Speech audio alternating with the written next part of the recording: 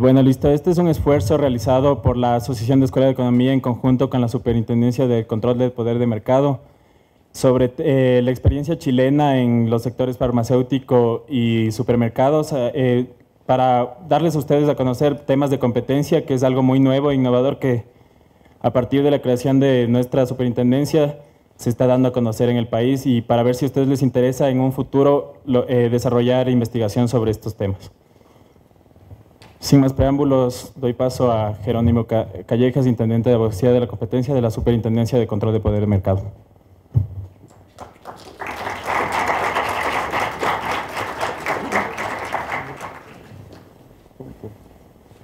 Bueno, buenas tardes. Es un gusto para mí estar aquí en la Facultad de Economía, ya que yo egresé de aquí en el 2008 y me gradué en el 2009. El esfuerzo que hemos hecho nosotros como Superintendencia de Control de Poder de Mercado en contar con expertos de primer nivel como Ronaldo y Mario que nos acompañan el día de hoy, se fundamenta en la gana que tiene la Superintendencia en hacer conocer este tema de la competencia. Personalmente, como profesional y como economista, quisiera recomendarles que pongan mucha atención porque esta es una rama totalmente nueva de la economía para el Ecuador. Es una rama de la economía que se ha venido desarrollando por más de 100 años en países como Estados Unidos o incluso en Sudamérica desde los años 30, en Argentina y en Chile especialmente ya tiene 50 años el tema de la competencia. Y es una gran oportunidad para los economistas, un excelente campo de trabajo donde podemos aplicar desde microeconomía básica hasta teoría de juegos en el trabajo que hacemos todos los días. Les invito a que escuchen atentamente a nuestros compañeros que tienen temas muy interesantes, les va a parecer muy nuevo este tema y espero que alguno de ustedes se motive y llegue de cierta manera a interesarse en la competencia y tenga una formación en competencia y en un futuro nos puedan acompañar en la superintendencia. Entonces, sin más, les dejo con Mario y con Ronaldo que nos van a compartir sus experiencias. Gracias. Ronaldo y yo trabajamos en la Fiscalía Nacional Económica, que viene siendo la Superintendencia de Control de Poder de Mercado chilena. ¿Ya? Los dos tenemos harto tiempo de experiencia en esto y les queremos contar un poco de las cosas más relevantes que hemos hecho durante la última década, 8 años. Nos ha tocado trabajar mucho juntos. Entonces, ¿cómo tenemos estructurado esto? Primero, contarles un poquito de qué se trata esto de la defensa de la libre competencia, cómo les toca a ustedes como economistas y cuál es la interacción que se produce con otras ramas de las ciencias sociales, como por ejemplo el derecho. Yo soy abogado, Ronaldo economista. Para después analizar los casos concretos que hemos visto en Chile y el impacto social y de beneficio de los consumidores que eso ha traído. ¿Ya? Ese es como el bosquejo. Algo que... No, bueno, voy a invitarlo siempre a revisar temas de microeconomía. Mi especialidad de carrera ha sido básicamente trabajar en microeconomía, tanto en áreas de regulación como libre competencia. Los temas de microeconomía, organización industrial, teoría de juegos son de pan de cada día para nosotros, analizando distintos mercados y principalmente analizando y gestando modelos, haciendo bastante econometría y cuantificando efectos, daños y posibles abusos de empresas a otras empresas o carteles. Esa es una gran motivación. En general, esta es una disciplina, la libre competencia, en donde el derecho y la economía casi como que se funden. Y uno no sabe bien dónde comienza una y empieza la otra. Y por eso a veces los economistas nos disfrazamos un poco de abogados, pero ahora me saqué la corbata, estoy muy agradado con eso. Y al final del día uno tiene que convivir con eso. Y la disciplina se enriquece en términos de la interacción con otras ciencias. Y esa es como la invitación. Explórenla, es un área que está en desarrollo, que día a día ustedes pueden generar nuevos casos, nuevos papers, se puede escribir mucho de esto, se puede hacer mucho análisis económico, se puede hacer mucha investigación. Entonces, es un área muy interesante y bastante productiva también. Ya, pues, empecemos con ¿qué busca el derecho de la competencia? ¿Qué significa esto el derecho de la competencia? Etimológicamente es que las empresas compitan. ¿Ya? Y esto parte de la base Derecho de competencia existe fuerte en todos los países cuyo sistema económico descansa en el libre mercado. ¿Ya? O sea, en general, independiente del grado de intervención que tengamos y la necesidad de intervención que veamos en los distintos casos que nosotros tenemos dentro de la Fiscalía, toda la gente que ahí trabaja tiene un denominador común. Entendemos que en la gran mayoría de los mercados es el libre juego de la oferta y la demanda el que mejor cede en beneficio de los consumidores y de los ciudadanos. ¿Ya? La pregunta es: ¿qué pasa cuando uno deja esto solo y cuando no hay nadie que custodie que el mercado opere y entregue aquello que tiene que entregar, que es más productos a mejores precios y con mayor tasa de innovación? Hay un libro que se llama Salvando el capitalismo de los capitalistas, y eso es un poquito lo que hacemos nosotros y lo que hacen en general las agencias de competencia del mundo. Es impedir que el régimen de mercado vea socavados sus principios y su promesa de mejores productos y de mejor avance e innovación en pos de empresas que tienen mucho poder de mercado y que son capaces de retrasar la innovación por la vía de desplazar competidores, o directamente por empresas que renuncian a competir y pretenden sustituir la batalla del día a día de la competencia por la comodidad que da el acuerdo con los competidores. ¿Ya? Cuando ambas cosas pasan, cuando hay ejercicio de posición dominante o cuando hay colusión, que es el cartel, cuando las empresas deciden no competir en precios, por ejemplo, tenemos que el mercado no está entregando su fruto y que por lo tanto pierde mucha legitimidad moral respecto a otros sistemas más mixtos de economía. ¿Ya? Nuestra idea y lo que nosotros hemos pretendido durante todos los años que hemos trabajado con Ronaldo es precisamente que el mercado entregue sus frutos, y para eso tenemos que ser duros, y tenemos que ser duros persiguiendo a aquellas empresas que atentan y socavan los principios mismos del libre mercado. ¿Ya? Hecha esa introducción respecto de cuál es nuestro norte, conviene hablar un poquito de qué es lo que defendemos. ¿Ya? La libre competencia nace con la Sherman Act en el siglo XIX en Estados Unidos. Básicamente, la expansión de muchas industrias fue generando grandes poderes de mercado. O sea, la época de Rockefeller, de JP Morgan, y empresas grandes que empiezan a desplazar a las empresas chicas con algunas técnicas legítimas y otras no tan legítimas. Algunas técnicas legítimas porque efectivamente eran bastante más eficientes y podían hacer mucho mejor las cosas que lo que se hacía en la época anterior a esta revolución industrial, en la época más agraria. Pero también mediante técnicas ilegítimas que implicaban sacar del mercado a competidores que tenían mucho que hacer y mucho que decir en la participación dentro del mercado.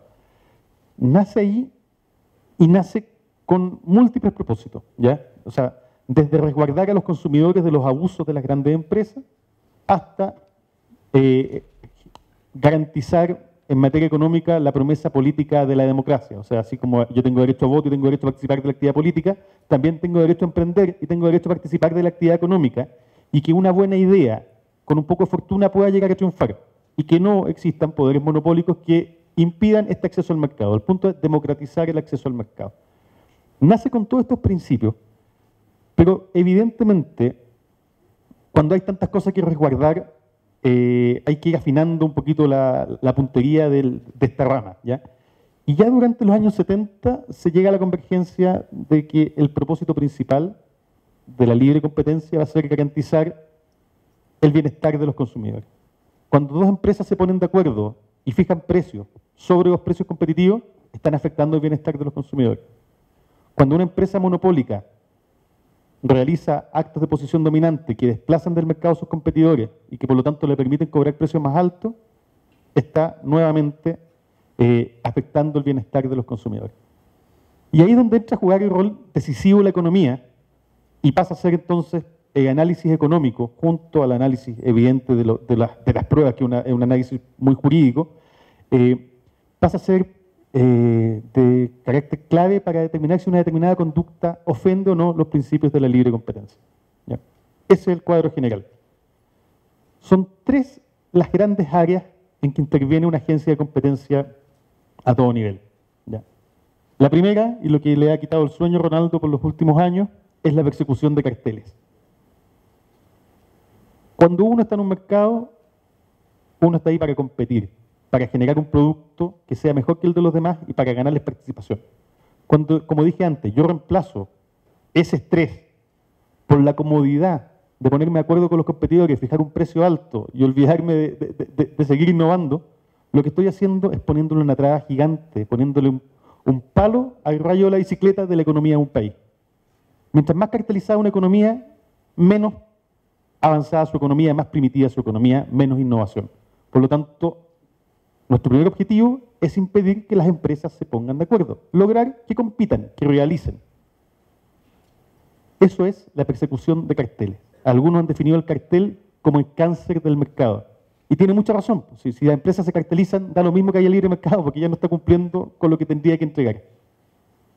Lo segundo es el abuso de posición dominante. Esa es la segunda figura grande. Y es básicamente que a través de distintas conductas que a lo mejor alguna vez ustedes escucharon, venta atada, descuentos, exclusividades, precios predatorios, la empresa que tiene poder monopólico o gran poder de mercado, saque a competidores que están ganándoles espacio. ¿Ya? Tanto carteles como abuso de posición dominante, la Fiscalía los ve la División de Investigaciones, que es liderada por Ronaldo. ¿Ya? Hay un tercer grupo de conducta que tiene que ver con las fusiones y concentraciones.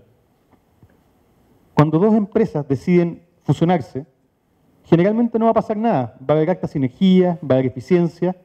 Claro, algunos trabajadores van a ser despedidos, pero en general la cosa se va a ajustar. El punto es qué pasa cuando dos empresas que en conjunto tienen control de mercado se fusionan. Eso pasa a parecerse en cuanto a sus efectos mucho un cartel. Y por lo tanto lo que hay que hacer es un control preventivo de estas empresas para poder garantizar que dicha operación no termine dañando el bienestar de los consumidores. Para el análisis de estos tres casos, principalmente fusiones y abusos, la economía es fundamental. ¿Ya? Y nosotros, por ejemplo, en la Fiscalía Nacional Económica trabajamos siempre en equipos de abogados y economistas. O sea, no hay casos donde existe un economista o un abogado trabajando solo.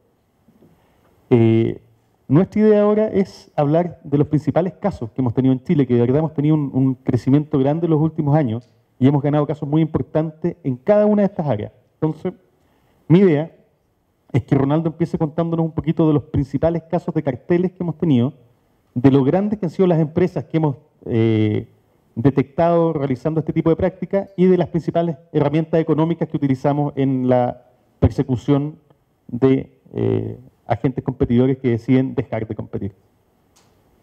Bueno, gracias, Mario. Para el caso de los carteles, en general lo que hace un cartel es uno tiene una hipótesis investigativa detrás. Y lo que hace un cartel en general es ponerse de acuerdo un competidor con otro competidor. Colusión, por definición, es un acuerdo entre competidores. Entonces, en la hipótesis uno tiene que poder demostrar que efectivamente hay un acuerdo entre competidores. Ahora, la pregunta es, ¿ese acuerdo entre competidores de qué tipo se da? Y tiene que ser un acuerdo entre competidores que dañe la competencia. Por lo tanto, tiene que ser un acuerdo de competidores en variables competitivas, es decir, precio, cantidad o eventualmente calidad. Entonces, hecho ese panorama, uno va entendiendo cuál es nuestra hipótesis a investigar. O sea, si uno quiere saber si dos empresas se pusieron de acuerdo, tiene que ir a buscar ese tipo de elementos. ¿Dónde está el acuerdo? Y que ese acuerdo sea en precio o cantidades. Económicamente uno sabe si dos empresas están en un mercado y se ponen de acuerdo, lo que uno va a poder observar es que esas empresas terminan siendo como una sola entidad económica. Y el modelo es ese, es tratar de emular un monopolio. El óptimo, si existen dos empresas en un mercado y ellas se ponen de acuerdo, lo que van a buscar es ser un monopolio. Si hay 10 empresas en el mercado que se ponen de acuerdo, el óptimo ahí va a salir del monopolio. Nosotros sabemos que todas las empresas, por la visión neoclásica, están maximizando beneficios. Y cuando están solas y funcionan como una sola, quieren ser un monopolio. ¿Cuál es el efecto del monopolio? Bueno, la pérdida social. Y como hay pérdida social, sabemos que hay pérdidas asignativas y pérdidas productivas. Entonces, ese es un problema para la sociedad y eso es lo que estamos tratando de cautelar, con un énfasis especial en aquella parte que tiene que ver con el consumidor. Entonces, en esos casos, bueno, yo diría que hasta antes del 2009-2008 teníamos bastantes dificultades para poder perseguir carteles. Después del 2009, con un gran caso que tuvimos en Chile, eso cambia en cierta medida y tenemos herramientas un poco más intrusivas. Estoy hablando de entrada, registro, incautación de documentación o de documentos y la posibilidad de pinchar teléfono. Entonces, Nuestra Interceptar visión... teléfono, no sé si el pinchar le es familiar, pero interceptar ¿sí? llamadas telefónicas y grabarlas. Interceptar comunicaciones. Bueno, ahí tuvimos un gran caso, que es el caso de una colusión de 3 cadenas de farmacia. Nosotros estábamos investigando ese sector en particular y descubrimos un cartel. Básicamente lo que encontramos es que, analizando los índices de precio al consumidor en los meses de enero y febrero, se vio un salto de una situación insospechada. O sea, hubo un quiebre estructural en los precios que se venían viendo en la historia. Y eso fue una sospecha, o sea, fue una pista que nos dio una sospecha de que eventualmente ahí podría haber un caso. Posterior a eso llegó una denuncia. Estamos hablando de medicamentos que subían casi un 100% a contar de una fecha en particular, en todas las 3 principales cadenas de farmacias del país. El índice de precio consumidor, en Chile tenemos 3 cadenas de farmacia que concentran casi el 92% de las ventas totales. El otro 8% está dado por unas, básicamente, farmacias que son independientes. Entonces, las cadenas tienen mucho músculo y hay una organización industrial que está básicamente con integración vertical muchas veces entre laboratorios y farmacia y entre laboratorios, centros de distribución y farmacia. Entonces, en esa mirada, en esa figura, básicamente el poder de mercado está dado de cara al consumidor. Es decir, las farmacias son las que tienen la manija de poder subir o bajar precios, de enlistar o entregar a los consumidores, de cara a los consumidores, ciertos productos. Bueno, lo que había sucedido en esa época era que las farmacias habían entrado en una guerra de precios bastante importante y querían salir de esa guerra de precios. Y la forma que tuvieron de salir fue firmando un tratado de paz, y ese tratado de paz fue un cartel. Lo que encontramos a través de mirar los precios es que hay un salto relevante de 1,5 veces el precio, o sea, es decir, si estábamos en un nivel de 1.000, pasamos a 1.500 en valor, perdón, a 2.500 en valor, todas las farmacias en un mismo día. Y estamos hablando de un grupo de medicamentos que son medicamentos sensibles, los medicamentos que se conocen como gancho, aquellos que generan la percepción de si una farmacia es cara o es barata. Entonces todo eso configuraba un escenario en donde nosotros seguimos investigando y al final demandamos a estas empresas. Las demandamos y al cabo de 2 meses una de ellas se acercó a nosotros y nos pidió una conciliación. Es decir, quiso confesar que efectivamente estaba cartelizada. O sea, ahí encontramos la prueba más bien dura en esa confesión de cómo operaba específicamente el mecanismo. El mecanismo era un mecanismo que le llamaron ellos 1, 2, 3. Y ese mecanismo lo que hacía es que una de las compañías primero subía el precio, básicamente dando una señal para que las otras la siguieran posteriormente, modificando sus precios también. Pero como ellas no confiaban unas en otras, como sabemos que los carteles son medianamente inestables en ese sentido, lo que quisieron hacer es buscar un mecanismo a través de los laboratorios en donde fluía la información para coordinar las 3 compañías. ¿Okay? Entonces eran los laboratorios los que traían la información de cada una de las cadenas, diciéndole, mira, la cadena A dice que está dispuesta a subir el precio, si ella sube el precio, va a esperar que tú subas el precio. Y la cadena B subía el precio y después la cadena C subía el precio. Y ese, al cabo de 3 días, ya teníamos un alza de precios completo en el cartel. Ese era el mecanismo que se descubrió. Ahora, este cartel operó por 4 meses y generó aproximadamente 60 millones de dólares de efecto de pérdida sobre los consumidores, por sobreprecio básicamente. En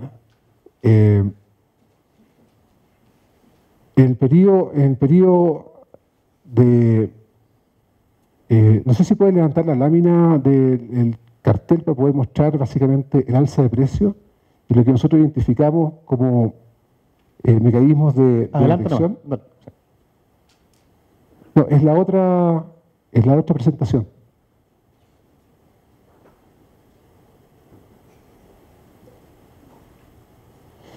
Aquí lo interesante es analizar, porque la pregunta es cómo se llega a detectar este tipo de hechos. Y básicamente cuando uno analiza las series de precios, lo que hace es montar econometrías sobre las series de precios y buscar quiebres estructurales. Y el quiebre estructural se consigue cuando... Más adelante. La tabla. Lo he hecho.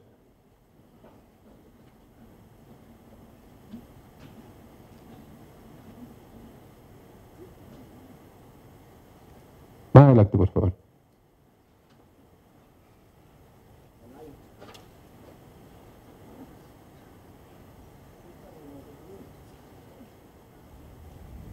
¿Sí? Ahí. Si ustedes se fijan ahí, hay 4 líneas, son casi 4, son 5 en realidad. No, son 4 líneas, sí. Son 4 líneas que son las 3 cadenas de farmacia. Se ven azul, rojo y verde. Lo que se ve básicamente desde el principio hasta donde se pega un salto y un quiebre, lo que ustedes pueden ver ahí es una guerra de precios desatada, en donde incluso los precios caían por debajo de los costos. Lo que es raro, donde es casi insoportable para una compañía vender precios por debajo de sus costos marginales. Aquí estábamos enfrentando esa situación que eventualmente en este tipo de medicamentos podría haber sido un equilibrio de Nash. ¿Y por qué podría ser un equilibrio de Nash? Porque básicamente en este tipo de medicamentos son los que hacen atraer mucho público a la farmacia, y al atraer mucho público a la farmacia, las farmacias podrían estar dispuestas a vender incluso bajo el costo marginal de ese tipo de productos para poder vender otros.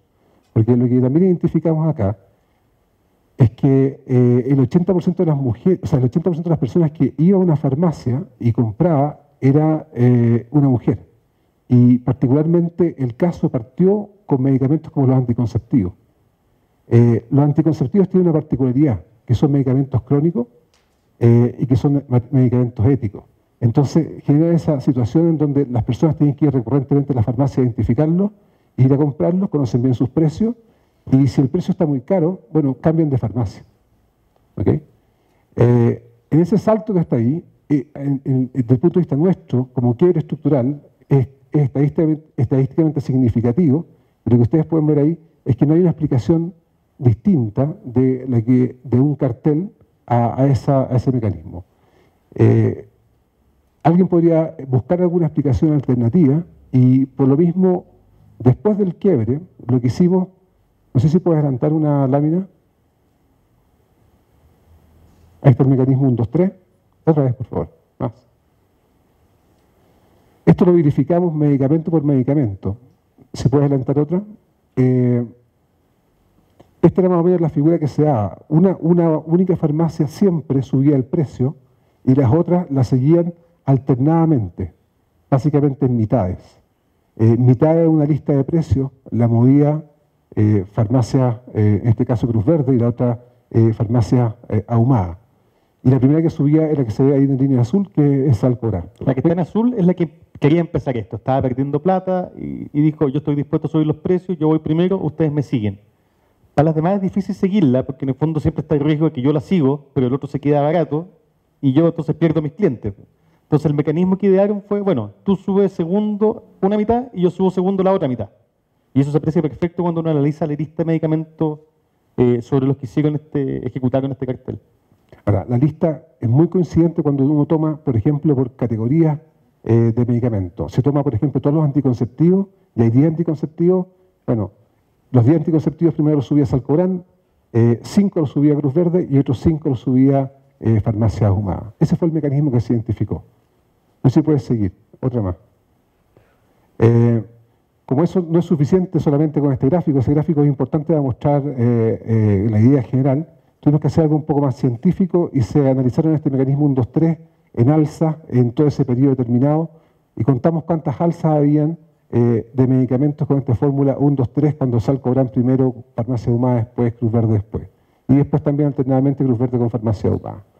Y después cuando se dan otros mecanismos del tipo 1, 2 o 2, 1, etc. Todas las combinaciones posibles, porque esto partieron con unos medicamentos y después fue extendido a otros, en un periodo básicamente de 4 o 5 meses. ¿Sí? Esto que está acá no es suficiente de acuerdo a la concepción jurídica de lo que es necesario para poder demostrar un cartel. Entonces, si uno quisiera demostrar un cartel en Chile o en cualquier otra jurisdicción, es complejo solamente con prueba económica. Es necesario ir por una prueba adicional. Y esa prueba adicional podrían ser, por ejemplo, correos. Y lo que hicimos fue ir a buscar correos. ¿Puedes avanzarlo? Bueno, tomamos testimonio. Y en los testimonios, y parte de este gran aporte fue lo que nos entregó básicamente el testimonio de las ejecutivas de Farmacias Ahumada, porque finalmente ellos nos contaron la película completa. Y lo que nos contaron es que en el mes de noviembre del 2007 llegaron los laboratorios a golpear la puerta a Farmacias Ahumada y les decían, miren, Salcobran está dispuesta a ser la primera en subir los precios. ¿Y ustedes estarían dispuestas a seguirlo? Y eso, ¿puede seguir? ¿El siguiente? Después llegaron otros laboratorios que venían con lo mismo. Y ustedes están dispuestos a seguirlos porque coordinaríamos con Cruz Verde para que también lo haga. Ahora, Farmacia Ahumada no estaba disponible a hacer eso porque no estaba seguro que Cruz Verde también lo siguiera. Y ellos tenían como mecanismo de seguimiento de precios siempre a Cruz Verde. ¿Puedes dar otro más, por favor? Bueno, en el mes de diciembre del 2007, una empresa que se llama Bayer llegó a donde FASE y le dijo, mire, Salcobran va a subir primero y después ustedes suban en mitades. Y hagámoslo primero con los medicamentos que se conocen como ginecológicos. Y así fue. ¿Puedes seguir con otro? Otro y otro más. Vale. Eso incluso no es suficiente. Necesitamos más correos y correos internos, tanto de los laboratorios como de otras farmacias. ¿Puedes seguir otra, por favor? Hay una serie de correos adicionales, otra más, donde se puede seguir viendo otra. Ahí, por favor. Donde se puede seguir viendo muchos correos con esta misma documentación, con evidencia que se conoce como los plus factors. Es decir, toda la evidencia económica que nosotros teníamos que agregarle estos factores adicionales para probar indudablemente que este era un cartel. Bueno, acá hay un correo particular en donde tiene una estructura bastante distinta de un correo. Tiene una estructura más bien de un memo, de una carta. ¿Y puedes seguir otra, por favor? Este correo es de un señor que se llama Ramón Ávila, que es el gerente comercial, y se lo manda a Matías Verdugo, que es un gerente de operaciones. Y están copiados el gerente general y el gerente de planificación. Y el asunto es acciones para recuperar las bajas de precio. Otra, por favor. Y ahí, en ese punto, el número 3, habla de insistir, y déjenme leérselo, dice, insistir con los laboratorios en la necesidad de una coordinación para alza de sus precios. Para ello, ofrecimos ser la cadena que primero subiera los precios los días lunes o martes. De este modo, las otras cadenas tendrían 3 o 4 días para detectar las alzas y luego asumirlas. Hasta el momento se ha logrado que con 4 laboratorios hayamos subido el precio de 5 de sus principales productos. Dado estos buenos resultados, esperamos repetir el procedimiento con más productos y más laboratorios en el transcurso de las próximas semanas. Esto cuadraba perfecto con nuestra hipótesis investigativa. Esta era nuestra teoría del caso. Y si uno desmenuza cada una de las partes, otra por favor, cada una de las partes de este correo se va dando cuenta que el insistir está repitiendo el mensaje que se había mandado originalmente. Y eso cuadra muy bien con los correos que teníamos de la confesión de la señora Pasaquioy de Farmacia Ahumada. Y así uno va tejiendo entre cada uno de estos correos y la información que tiene económica de forma tal de construir un caso de cómo se revela efectivamente la verdad. Y eso se presenta en un tribunal y finalmente el tribunal falló. No sé si puedes avanzar. Otra. Ahí está vinculado con el correo de la señora Pasaquioy. Otra más. Otra. Vamos a pasar este completo.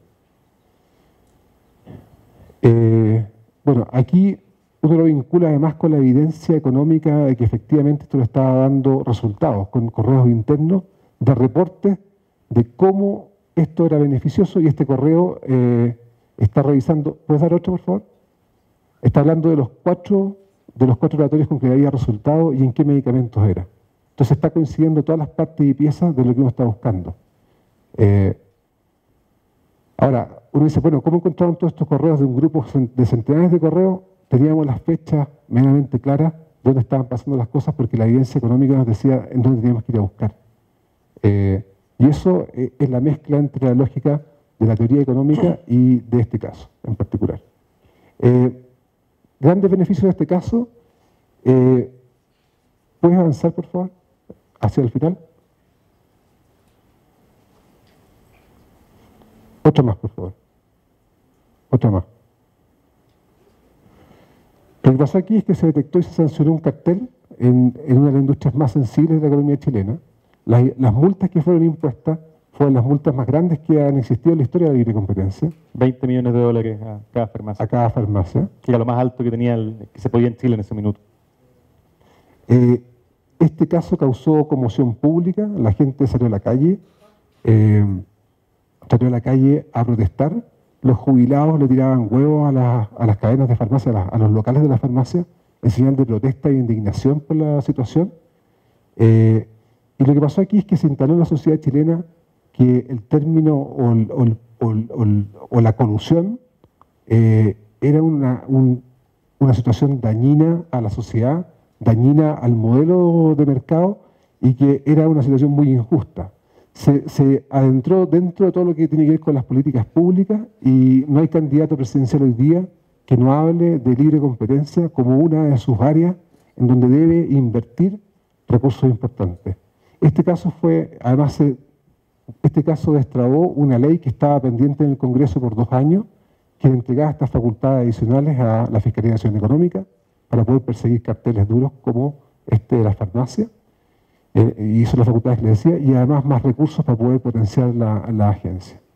Este es el caso más importante que ha tenido la Fiscalía en los últimos 10 años. Y aquí se muestra muy bien, en este caso, cómo se mezcla la economía y el derecho de una forma muy gravitante. Bueno, como decía Ronaldo, una de las grandes ventajas de esto es que un proyecto de ley que dormía el sueño de los justos en el Congreso, una vez que este tema se hizo popular, resucitó. ¿Ya? Y producto de eso nos dieron nuevas facultades a nosotros como Fiscalía Nacional Económica, multas un poco más altas y principalmente la facultad de ingresar a las empresas con la fuerza policial e incautar los computadores, ¿ya?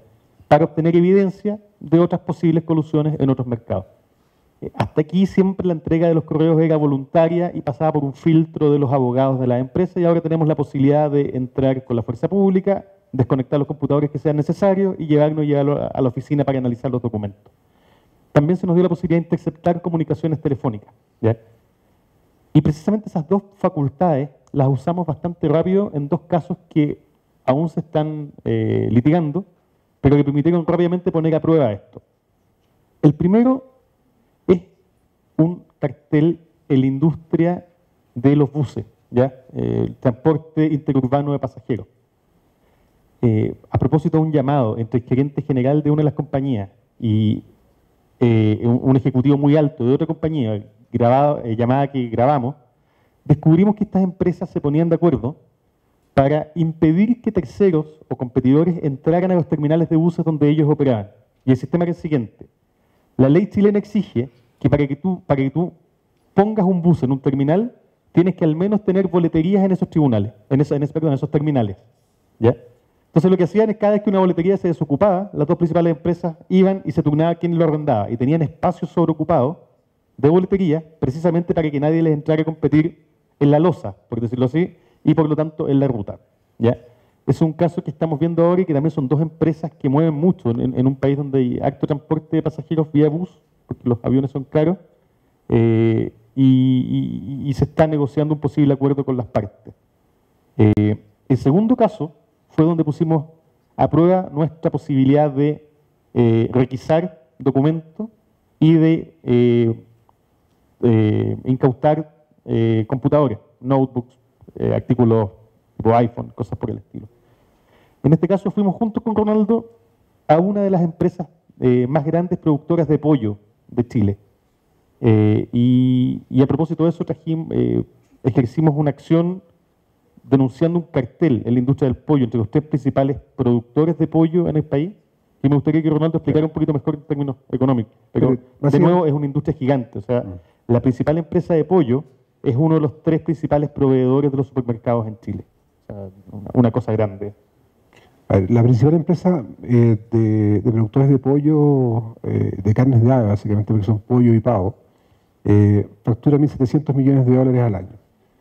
Entonces es una industria bastante importante y lo que nosotros miramos dentro de nuestra priorización de investigaciones fue analizar distintos sectores que podían tener riesgos anticompetitivos y donde una práctica anticompetitiva puede generar un daño muy relevante a la sociedad, como pérdida social. Entonces, particularmente en este sector, el sector alimenticio, estábamos buscando casos o analizando distintos mercados con metodologías que se conocen como metodologías de screening, que lo que hacen es poder identificar anomalías. ¿Qué es lo que es una anomalía? Lo mismo que pasaba en el caso de farmacia. La anomalía es, por ejemplo, la técnica de screening nace de las técnicas estadísticas, básicamente, que se llevan después de la econometría, pero es como cuando uno va a un casino y está jugando la ruleta y ve que la ruleta da vuelta y sale una vez rojo, después sale una segunda vez rojo, una tercera vez rojo, una cuarta vez rojo. Y cuando uno mira esto, dice, la probabilidad de que eso pase es muy raro. Y la verdad es que las anomalías van sucediendo, entonces le presta más atención. Y cuando en ese caso la ruleta sigue girando y sale por una vez número 30, un color rojo, uno dice, aquí en la ruleta pasa algo. Lo mismo pasa con los casos de abuso. Yo creo que estamos llegando al final de la presentación en este barniz de cosas que hemos hecho en la Fiscalía y que ojalá que la superintendencia pueda poder replicar dentro de la próxima década, así transitando el camino que transitamos nosotros. Finalmente, la división que yo dirijo es aquella que tiene que ver con el control de fusiones. ¿Ya? No quiero hablar de casos particulares de fusiones, hemos prohibido algunas, hemos condicionado otras, decirle ya, fusiónese, pero toda esta marca véndala, o venda esta planta que usted tiene en tal ciudad a una tercera empresa. O a supermercados, por ejemplo, le hemos dicho ya, fusiónese, pero venda 50 locales a un comprador que reúna estos requisitos. El objetivo principal del control de fusiones es impedir que con motivo de la fusión la empresa resultante de aquella pueda subir los precios. ¿Ya?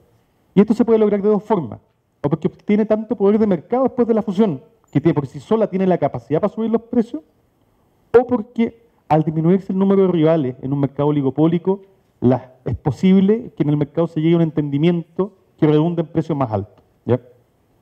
Son los denominados riesgos unilaterales y coordinados, que son los que nosotros, de nuevo, un equipo multidisciplinario de economistas y abogados, tratamos de cuantificar ex ante. ¿Ya? O sea, cuando te anuncia la fusión, miramos los datos, econometría, y decimos, ¿saben qué? Esta fusión puede subir los precios en un 7,5%, ergo, tomemos medidas. ¿Qué medidas? Ahí empezamos a negociar venta a esta marca, licencia, esto otro, etc. Aquí es donde quizás la economía ha tenido un rol más fuerte en el último tiempo y hemos tenido asesoramiento del gobierno inglés y en general de alta autoridad en tratar de hacer un análisis duro de economía de cuáles son las perspectivas de una operación de concentración. Aquí se puede hacer mucha econometría, entonces la ciencia, la especialidad de la economía que más se ha desarrollado en esta área tiene que ver con la econometría. Y si ustedes han tomado cursos de econometría, el gran desarrollo que está aquí son modelos más bien estructurales y en bases de datos de panel. Se puede hacer mucho, o sea, podríamos traer algunos experimentos que se realizaron como poder motivarlos más, pero esta es un área de un amplio campo y todos los días aparecen papers nuevos y aparece nueva investigación en mercados específicos. Así que yo los invito a ver cosas que tengan que ver con fusiones, quizás usted sí hacerlo en esas materias, y no son tan complejos de hacer, porque muchas veces hay información pública y hay data como poder hacerlo, y es interesante poder conseguir una buena tesis de buen nivel, con técnicas muy específicas, y conseguir después sus títulos y sus grados también, que es algo que me imagino que ustedes tienen muy presente en su cabeza hoy día. Eso. ¿Pregunta? Preguntas. Muchísimas gracias por la presentación. Me quedaron algunas inquietudes. Primeramente quiero felicitarles por ese trabajo de control del mercado que ejercen en Chile, pero me quedaban algunas inquietudes. O sea, la tendencia natural en nuestros países de América Latina es el oligopolio, ¿no es cierto? Y luego la tendencia a formar carteles, fusionarse para dominar el mercado. Ustedes me hablaban de las empresas farmacéuticas. Yo viví en Santiago, conozco más o menos, como usted estaba hablando, sobre todo la farmacia Ahumada. En este sentido, forman el oligopolio, ustedes controlan, hacen la investigación, los consumidores son afectados. Pero, ¿cuál es el efecto sobre los consumidores? Es un efecto nocivo, ¿no es cierto? Ustedes le ponen la multa, pero los consumidores han pagado un precio más alto del que deben pagar. Hay una tendencia natural a formar estos oligopolios que definitivamente nos afectan. En el caso ecuatoriano, tengo el caso de los ingenios Astra. Yo hice un informe para el Banco Central en donde el consumidor pagábamos un precio más alto que el precio internacional por un mecanismo de la autorización previa. Y los consumidores hasta ahora, creo, los industriales que consumían azúcar pagaban un precio más alto. Es una solución, yo creo que es algo muy importante el control, pero soluciona el problema de los oligopolios y del cartel. Hay pocas cosas que generen soluciones definitivas. Sí, exacto. Mira, a mí me sorprende en realidad lo acostumbrado que estamos a los sobreprecios en algunas cosas en Sudamérica. En los países donde de verdad hay competencia, hay cosas que, a pesar de que el costo de mano de obra es mucho más alto, terminan pagando mucho más bajo. Y yo creo que gran parte de la responsabilidad de eso es que nosotros mismos vemos como natural del mercado que esto pase. Esto no es natural.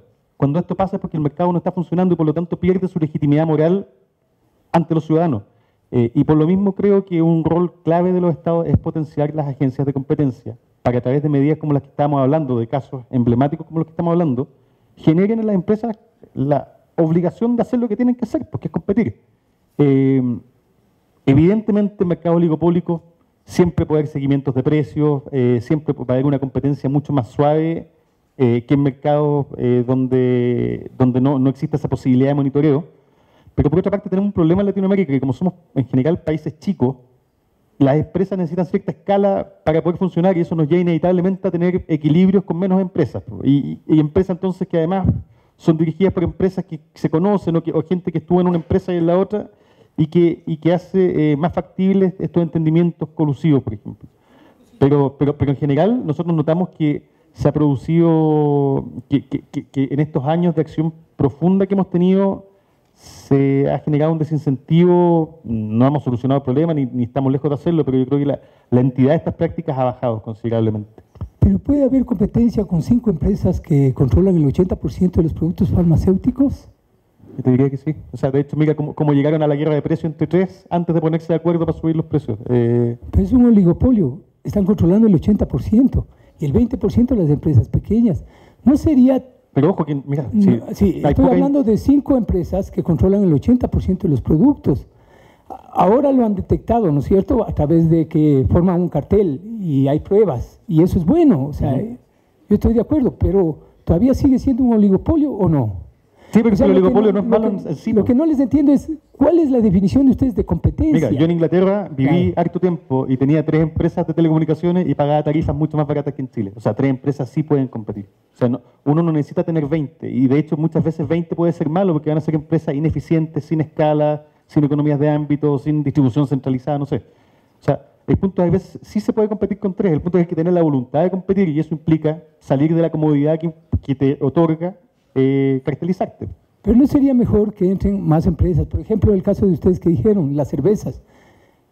Las cervezas, los artesanos que pueden producir siempre es bueno, cerveza, nosotros es mejor. O sea, que yo creo que está bien el control del mercado, del poder del mercado, pero se necesita de políticas, otras políticas que ayuden a ustedes. O sea, me parece muy bien lo que ustedes han hecho. Mira, te cuento un caso porque sí, me parece muy bien. A ver, no siempre uno puede garantizar que entre gente, pero lo hemos tratado y de esto tuvimos un caso bien exitoso en la Fiscalía. En Chile teníamos 3 empresas de telecomunicaciones que no habíamos encontrado ninguna conducta de colusión, pero entendíamos que no era tan competitivo el mercado como nos gustaría. Y la empresa de telecomunicaciones, la Subsecretaría de Telecomunicaciones, o sea, el gobierno chileno, decidió licitar nuevos espectros para tercera generación. Y realizó una licitación que nosotros se la objetamos y le dijimos, ¿sabe qué? Si estas 3 empresas que quieren comprar ese espectro o quieren adquirirlo, que renuncien al espectro que ya tienen para que puedan ingresar nuevos actores. Producto de eso logramos que entraran 2 compañías más y hoy día tenemos 5. En ese mismo mercado abogamos fuertemente por la obligación de interconectarse, ¿ya? O sea, que las empresas de telecomunicaciones tengan que dar acceso a sus líneas a terceras empresas que quieran brindar el servicio de comercialización a los consumidores.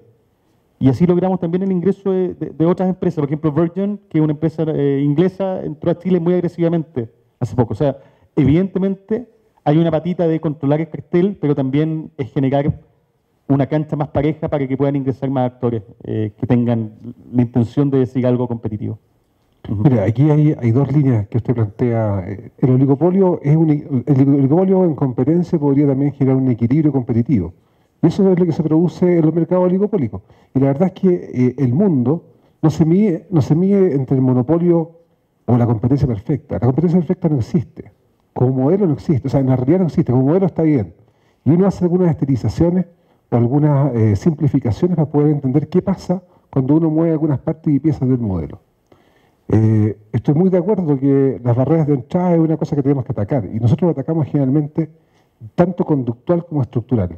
Lo que planteaba Mayo recién tenía que ver con una barrera de entrada natural, en donde nosotros hicimos algunas modificaciones de forma tal de que esa barrera se pudiese abrir a otros para que pudiesen entrar a este mercado, y el efecto competitivo que hubo es una disminución de tarifa en un 20%. Ahora, ¿eso es natural por la entrada de esos dos competidores solamente? No, hay precios tecnológicos y otras cosas más que controlar, pero el efecto de precio del consumidor es un 20% menos.